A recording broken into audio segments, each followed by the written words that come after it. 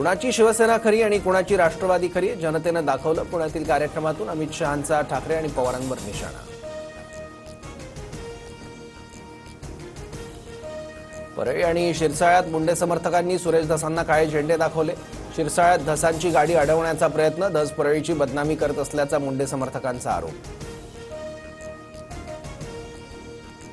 परळीच्या शिरसाळ्यात मुंडे समर्थक आणि पोलिसांमध्ये झटापट, धसांची गाडी अडवण्याचा प्रयत्न करणाऱ्या मुंडे समर्थकांना पोलिसांनी ताब्यात घेतलं।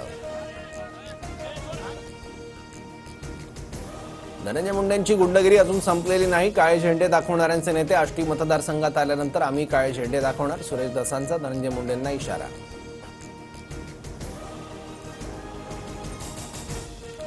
वाल्मिक कराडला तुरुंगात मटण पुरवलं जात असल्याचा सुरेश धसांचा आरोप। कराड आणि इतर आरोपींना व्हीआयपी ट्रीटमेंट देणाऱ्या अधिकाऱ्यांवर कारवाई करावी, सुरेश धसांची मागणी।